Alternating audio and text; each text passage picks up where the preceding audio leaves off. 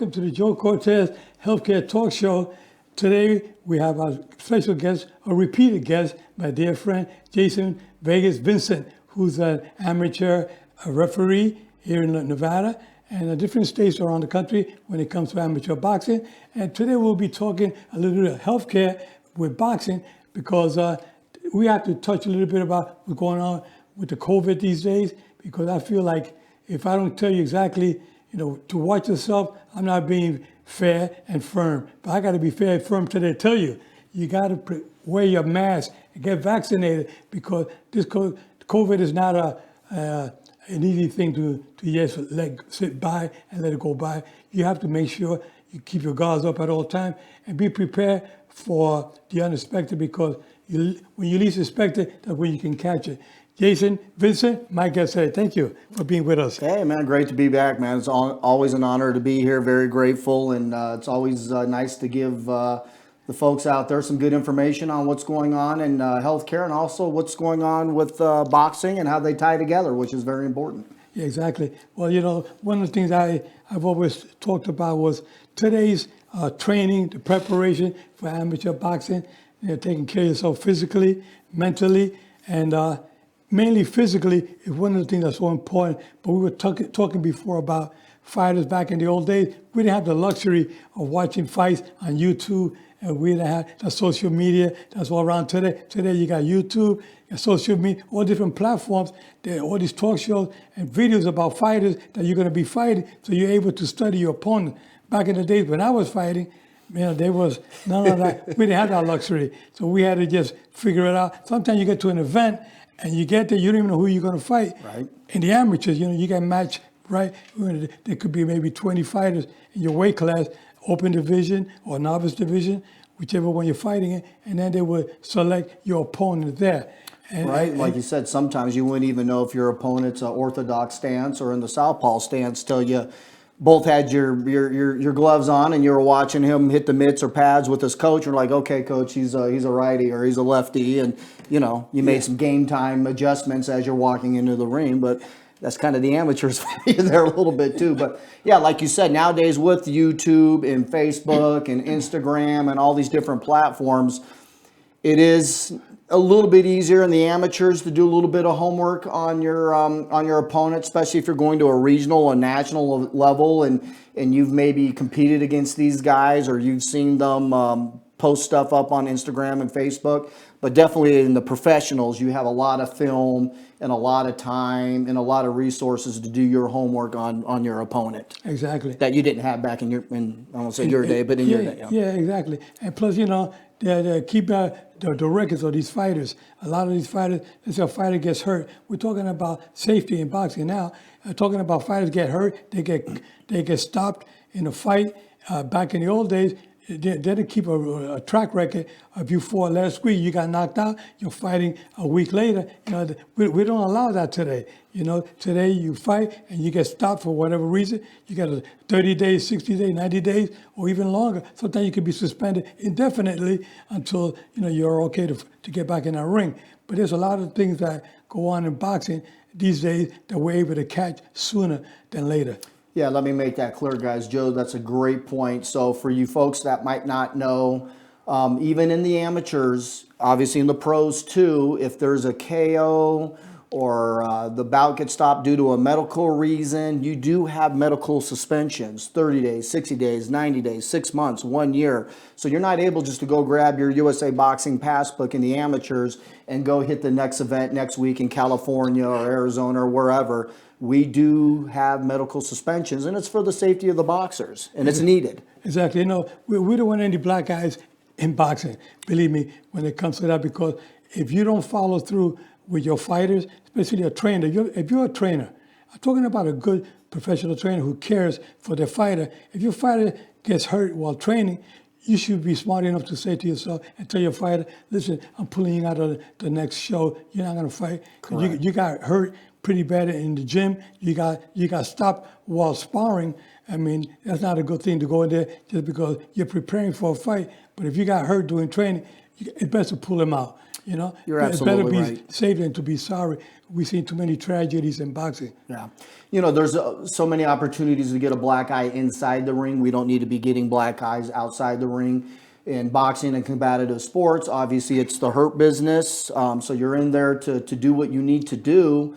But we have to be extra careful on all the different avenues to make sure it's as safe and as fair and we're following the rules the best we can so we can continue to have these events that we love and enjoy and that we can continue to be as safe as possible for the athletes. Just real quick, I was just in Compton, California last weekend for the Silver Gloves down there. And like you were saying, there was a coach that actually got up on the apron. The boxer took an 8 count. The referee was keeping a good eye on the boxer, let it continue. The boxer took another 8 count. The coach got up on the apron, and the ref called time and said, "Coach, while you're up here," he's like, "We're done." And she waved it off. The referee waved it off. And that is exactly what we want to happen. It can't always fall on the referee to keep the athletes safe. These coaches know the athletes better than we do. They train with them. They, breathe, sweat, in the gym with them, and they know the athlete better than us. And I love, hats off to them when they get up there and stop the bout. No, it's a good thing. I really appreciate that. I tell the fighters and the coaches in the dressing room, we give the pre-fight instructions, tell them, if your fighter's taking unnecessary punishment, I'm going to stop the fight. But you know your fighter better than I do. If you want to stop your fight, you can stop it as well. Get up on the ring apron, and we'll automatically Absolutely. stop it. But I mean, boxing these days, you have a lot of fighters that are sometimes are not right. I mean, they retired from boxing. I can name you a list of fighters that you see them today, and you saw them 10 years ago. They're not the same person anymore. They're walking around. They're talking around with marbles in their mouth, it sounds like, and they're not, they're walking on their heels, and something is not right. And it's all because the punishment that they're taking throughout their career. So we have to be careful and make sure that we try to protect them, not only today, but for the future as well. Of course, these people have their whole lives ahead of them. Boxing is for a certain period of time in your life, just like you did. And then after that, you have life after boxing. Exactly. Just like NFL athletes, Tom Brady someday is going to have life after the NFL, or Peyton Manning, or whoever. But, like you said, obviously earlier, and it's a great point, and I don't want the point to be missed here, is, obviously they're taking damage at the event, on game day, the event day. But it's what happens in the gym before you get to that event is just as important, or even more so important, and good coaches and trainers do keep an eye on that, and we need a lot more of that. Safety is first when it comes to boxing. Sometimes the fans, they get upset with the referees. When we stop a fight, they think that we're stopping it too soon. But, I'd rather stop it too soon than too late. Yeah. Because in boxing, we've seen tragedies along the way, and you don't want to see these fighters get hurt seriously. We know we're in the hurt business. And as a sport, it's the only sport you don't play boxing. Boxing is a hurt business. You're gonna get hurt in there, but the trainers gotta learn how to teach their fighters good defense and so they don't take that punishment. You teach them how to move, and fend off punches. But they want to be sluggish when they keep coming in with their guards down and their heads right in there. They're gonna get hit and you're gonna get hurt. There's no question about it. You could take a good punch, but in the long run, you're going to be walking around, kind of on Queer Street. You're going to have a longer, better, successful career in boxing if you have very good or great defense. You can make plenty of offense off your defense, and you're going to have a good quality of life after boxing if you were a good defensive boxer. Exactly. Now, you watch some of these fighters, you see Lennox Lewis. Mike Tyson is one you can say that, he didn't get hit that much because he was knocking out most of his opponents in less than one round. So all the fights that he had, really, he didn't get hit that much in his whole career. He did get stopped a couple of times. Sometimes I think Mike's defense was a little underrated. He had the peekaboo stance, and he had great footwork and head movement. Yeah. Obviously, he was known for all his power and his knockouts. Yeah. But I think sometimes his defense was very underrated, especially when Cusimano was still alive and he was under his tutelage. He had great defense and great footwork and great head movement. Yeah, the head movement is so important. Keep his hands up. That's part of your defense. Your hands. He had that peekaboo style that Floyd Patterson had and Jose Torres, because Cusimano trained all those three fighters. They're all three great champions, world champions. But of course, training, preparation, the trainers out there. You guys got to teach your fighter to hit and don't get hit. I mean, that's the name of the game. When I was fighting, my trainer, Johnny Markel, and I also had Freddie Brown, who trained Roberto Duran in the pros, and he also taught me how to hit and don't get hit. Roberto Duran was great at that. Yeah, he's Great head movement, great man. head movement. Yeah, and good- underrated head movement because he was so tough and he would gritty and grind it out, and he was just a tough dude. But he had great head movement. You know, I'll tell you one thing about Roberto Duran. I had the honor of refereeing Roberto many times? on numerous occasions, about 3 or 4 times. But one time that I refereed him was a great one. It was my 27th pro championship fight, and when he fought Iran Barkley for the middleweight championship. Now Roberto was like 35 years of age, and a lot of people felt like he got to be careful. I mean, he's fighting Iran Barkley, who just got through knocking out Tommy Hearns. Yeah. So you're going up against a young fighter. A young lion. And Roberto Duran felt that he can take him, because Roberto Duran had the intelligence, and a lot of people didn't think he can do it. But what happened that night in Atlantic City, Roberto Duran ended up winning a split decision. Yeah, over Iran Barkley. For the middleweight championship of the world. Wasn't Roberto Duran still fighting for titles in his 40s? Didn't he fight Vinny Paz, or wasn't he late 30s, early 40s, and he's still fighting for belts? Yeah. He stood the test of time, father time. Yeah. I refereed him against Vinny Pazienza. Yeah. I refereed him against William Choppy, and just a couple of times. Some other fight I don't even remember, but those 3 fighters I do remember very well. And Duran handled himself very well, especially with Iran Barkley. Well, we talk about like Manny Pacquiao and all those different weight classes he went up. What was it, 7 or 8 weight classes or whatever? Yeah. Roberto Duran was one of the original guys that went through all those different weight classes. Yeah, well, there was a fighter back in the old days, an old fighter back in the 40s. I can't remember his name offhand, but I can tell you his name. But he would fight. He would hold all titles at the same different weight classes. He fight featherweight, lightweight, welterweight. He would defend his titles. Today, if you win a title, you have to give up your belt. Yeah. Now back in those days, you can hold on to them. You can hold on to them as long as you can go up in weight. You can hoard them, man. Yeah, you can hoard those belts, but you can't. I remember back in the day. I mean, boxing was so different as today as it was back in the old days. I mean, I remember when I was fighting in the amateurs in the Golden Gloves Eastern Championships, I had to fight twice the same night. I remember you told me that. And that was Madison Square Garden. My brother Mike and myself ended up winning the Eastern Golden Glove Championship. But that night, I was lucky. I was able to knock out two guys the same night in Madison Square Garden. That never happens. That'll never happen nowadays. So that's something that's in the archives and that's in the history books, and that sits there because you don't fight twice anymore in the amateurs on the same night. So you'll never have an opportunity to knock out 2 people in the same night. Right? One day, George Foreman, he want to show the world that he still had something left before he became champion when he knocked out Michael Mora, which I was a referee. Yeah. He fought 5 times, 5 different opponents the same night, in the pros. George Foreman. Really? If you look it up on the YouTube channel, check it out and check out George Foreman beats 5 opponents the same night. I've never heard of that. Yeah, I'll have to go look that up. Yeah, check it out. Educate me real quick. Back when you were in the amateurs, 3-round fights. 3-round fights. So it's still the same thing. That still holds. Either 3 or 5. The AAU fights they were 5. You were 5 rounds. They were 5 2-minute rounds. 2-minute rounds. And in the amateurs and then the regular competition, it was 3 rounds. Like Golden Gloves or regular event. Or Olympic, they're 3 rounds. 3 rounds. 3 minutes.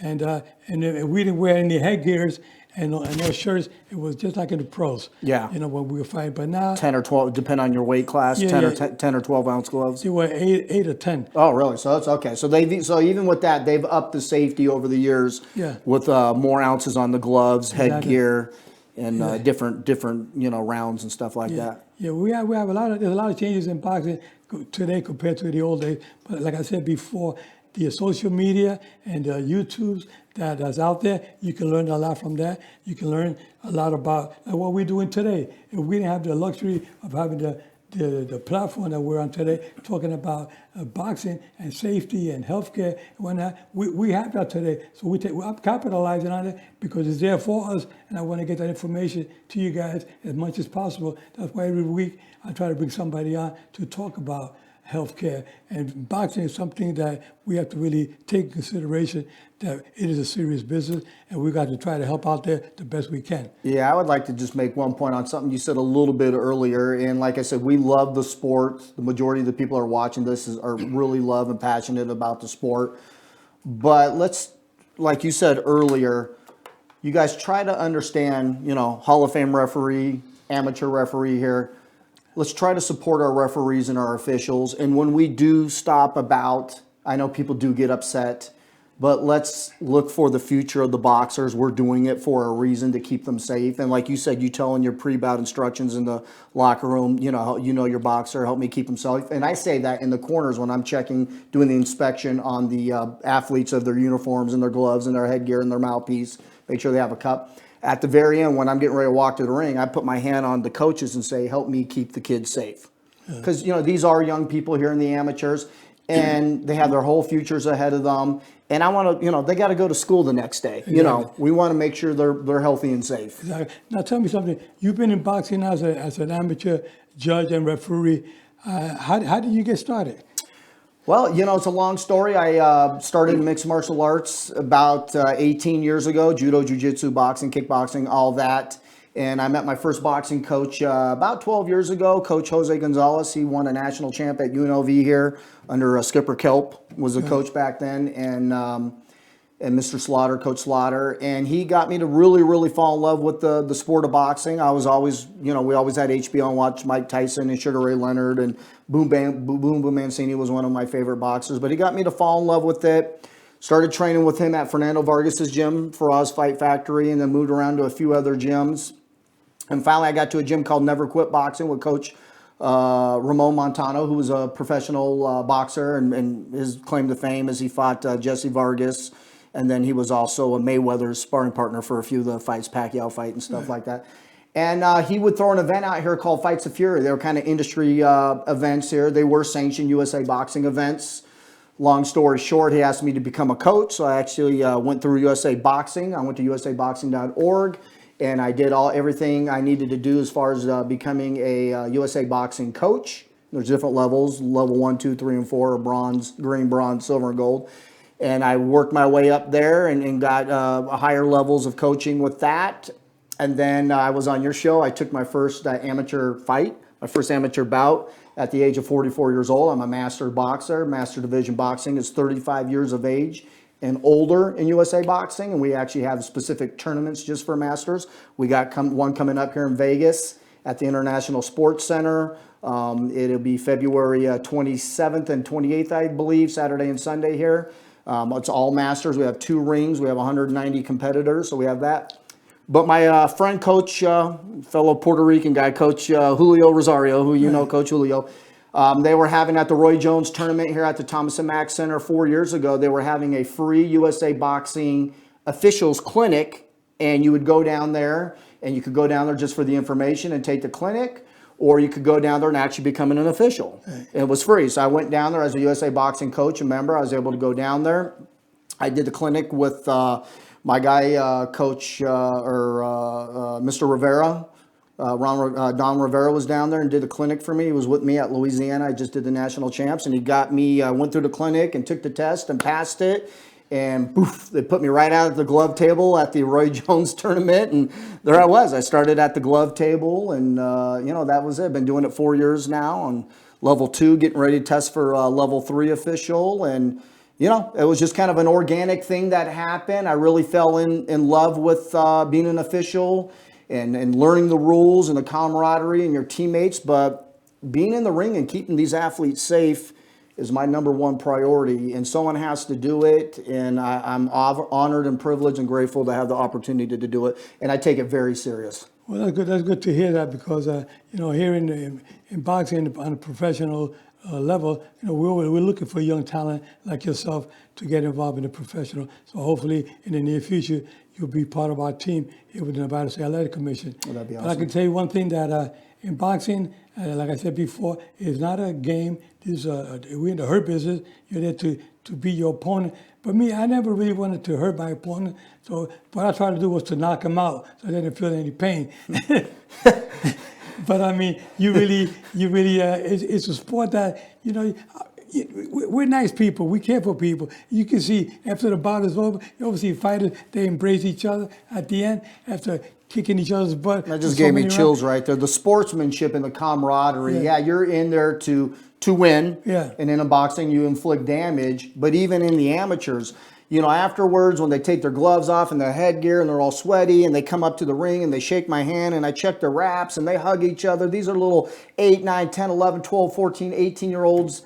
And man, the camaraderie, it's so hard to explain unless you actually experience it. It's really life-changing. It really is life-changing. No, it's good. Well, that's what I love about boxing. 'Cause boxing teaches you a lot of discipline, and that's what we need today more of. Because these kids out there today, a lot of these kids out there, they're watching too much stuff on spending a lot of time on social media and picking up on a lot of these other platforms. I'm not going to mention their names. But they're doing the wrong thing and putting all these ideas in these kids' heads. I got their phones in their hands all the time, or their video games. Just spending 3, 4, 5 hours a day or more on their phones. Yeah. And what's bad about it is that these kids, you hear about kids, they're taking these guns and they're going to schools and they're going to different places and shooting up people. They think it's like a game. They kind of already been trained. They do so much damage to these kids with watching these games. They need a little bit more discipline. They should get more involved with some kind of a sport. Now we're in the boxing arena. That's our business. But they can get to any sport. I like to see kids get more involved in other sports. To spend time with the positive level to get themselves off the streets and keep the parents, these kids on the right track. Yeah. Like you said, any sport's a great sport to get your son or daughter in. Boys and Girls Club, YMCA, football, baseball, basketball, soccer, whatever it is, gymnastics, dance. But with that said, with our business, for any parent out there that's listening to me here locally in Vegas or even across the nation, we have a thing called the Police Athletic League. It's PAL, Police Athletic League, PAL organization, and they have them all over the country. We have 2 gyms here that participate for boxing. They also do football and basketball too with the PAL, so you can do that. But here locally, we have Richard Steele's Gym and Foundation, which is a nonprofit. It's off of Cheyenne and kind of Decatur Rancho area by the Texas and Fiesta Casino. And also on the east side of town on Nellis and Charleston area over there, Lake Mead, is Centering Boxing, which is a nonprofit. And folks, if money's an issue, don't worry about that. Your kids between, I believe, the age of 8 years old or 10 years old up to 18 years old, 17 or 18 years old, can come down to these Police Athletic League sponsored gyms, Richard Steele's in Centering, and you can train for free a few days a week. Right. They have USA Boxing coaches in there. They give the kids the T-shirts, the hoodies, the pullovers, the hats, and you can go down there. Usually it's on Monday and Wednesday or Tuesday and Thursday, right. And you can go down there not only and train boxing for free. They also have mentoring and tutors and computers where they can do their homework and all sorts of programs. So remember that. You can get a hold of me on West Vegas Vincent on Instagram, or you can get me Jason Vincent on Facebook, or you can come to one of my boxing pages, Vegas Vincent or Fight Capital World, and you message me and I will point you in the right direction. Good. That's good to know, because a lot of people out there are wondering where can I send my kid to the best gym. But again, he's talking about Nevada, but there's also around the country. You go to call up any police station, go to your local community healthcare program. They'll direct you to a location where you can take your kids to physical training, and whether it's baseball, basketball, football, boxing, whatever sport. Police Athletic League are all over the country. Take advantage of them. And, that's how I started as a referee with the Police Athletic League. Police Athletic League. Yeah, Johnny DeFore up on West Avenue. It's huge back east. Police Athletic League is huge back east on the East Coast. And that's how I started back in 1977 as a referee in the amateurs. 6 months later, they turned me pro. Yeah. They said, no, don't waste your time in the amateurs. You got the talent to go pro. So the New York State Athletic Commission, Frank Morris said, Joe, you're ready to go pro. You guys, there's opportunities all over the country at your local YMCAs, your Boys and Girls Club. Back east, like you said, the Police Athletic League, that's all around the nation. And not only for your athletes, which is the most important thing for the kiddos, that's what we're all here for the most part. But like you said, as a coach, And as an official, as a referee, there's opportunities for you to get in on the ground floor, follow the training, all the programs they have, and build your way up. Now, are we all going to build our way up to a Hall of Fame referee? Probably not, but you can. We definitely need all the help we can get. We need good people to get involved, and there's opportunities to raise your game and level up yourself. So don't think it's just for the kids, it's for the parents too. Exactly. I remember starting out with the Boys Club of New York. That's how I got my start, along with the great legend, may rest in peace, Gaspar Indian Ortega, who got me started when I was 12 years old. But I joined the Boys Club at the age of 15. Yeah. I remember my brother Mike started about a year before me. He would laugh at me because he would try to teach me some stuff, and I was so awkward. He would laugh at me. Two left feet, right? Yeah, and I didn't have it. But a year later, I won my first Golden Glove championship in Madison Square Garden at the age of 16. And then one of the fighters that beat my brother in one of the other Spanish Golden Glove championships, Luis Ortiz Aponte, beat my brother Mike as a southpaw. And Mike said, Joey, but I remember when he laughed at me, my brother, and now this guy is he's me. He beat So Mike. be your brother and he's challenging you now. He said, I want to be the other Cortez brother. God. And so I heard, but I was not in the same weight class, so I had to try to put on a couple of pounds, which was kind of tough back then. Be careful what you wish for. So what happened when he got? So I ended up fighting the kid. I ended up beating him. You got him. I said, now we got my revenge. He beat my brother back, but let me tell you, he couldn't fight a southpaw. Yeah. And I said, the right one will get you, the left one will. Yeah, you had to keep that that family name, that strong family name going. But yeah, that's a great story. You know, but it's been good. But I tell your parents out there is that to get your children involved, because not only are you teaching them to get involved with the sport, but the discipline that comes in, the self-esteem, the confidence level, all that goes up when you get the kids involved. They gotta be sure of themselves. You know, when you put them, they don't do anything. They just at home just on the computer all day long playing games. That's not gonna build up their confidence level as far as ability or what you can do on your own 2 feet when you get out there. When you start developing to a certain age in life, you gotta have confidence in yourself. I can do it. You know, because you did it in sport, whether it's baseball, football, hockey, you know, tennis, whatever it is, you're competing. You got to show people that you can make it. You're not a pushover. And this is why we have to try to encourage our children to get involved, to make sure they get in the right direction. Because there's too many wrong things going out there today. Yeah, fitness and in combative sports and boxing and martial arts and any kind of sport teaches you all those basic principles and pillars and foundation of life skills. You know, and one thing we miss too is when you go to the gym, it's kind of family based and family orientated, is your social skills that you're getting. You don't get those social skills with the phone in your hand or on the video game. You get them there. So like you said, discipline, fitness, self-confidence, self-esteem, learning how to handle yourself, self-defense, and social skills. Remember these programs, the Boys and Girls Club, YMCA, nonprofit organizations, USA Boxing, Golden Gloves, Silver Gloves, community centers. These are the foundation of our community for our kids to go there and get the type of skills they need to become great citizens and awesome adults. Exactly. That's what we need more of today. That's why I like getting Jason on my show to talk about these programs, because this is needed so bad. Information to give you folks out there. You parents, if some of your young folks, you're watching, listen to us carefully. We're only trying to guide you in the right direction, because things are not going too good out there. And then with this pandemic that's out there, that also interferes with the way of you handling. Your life has changed overnight, and you have to start doing different things. And one of the things we want to make sure is that you do the correct thing.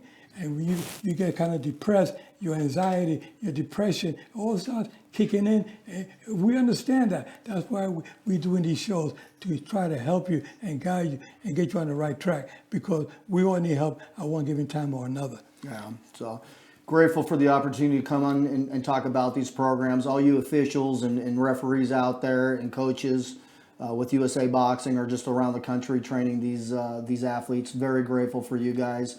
Always remember, when in doubt, give an 8 count. It's always better to stop one bout, too early than a bunch too late. So, we got to protect these kids out there. Yeah, there's definitely no question about it. I think that, Jason, that what's going on today with COVID, I tell you folks out there, I went through it. I was hospitalized for 5 months after I got tested during one of our boxing shows here that we were having at ESPN at the MGM Hotel last 2020, November 2020, when I got tested positive, and I was hospitalized for 5 months. I came out, thank God, and been out, and I've been in rehab, and I go to the gyms, I work out, try to keep myself physically fit, keep my distance, wear my mask. I keep it with me all the time. And you know what? One thing I want to say is protect yourself at all times, keep yourself sharp, keep yourself thinking at all times, keep your guards up at all times, and get vaccinated. Take care. We'll catch you next week. God bless.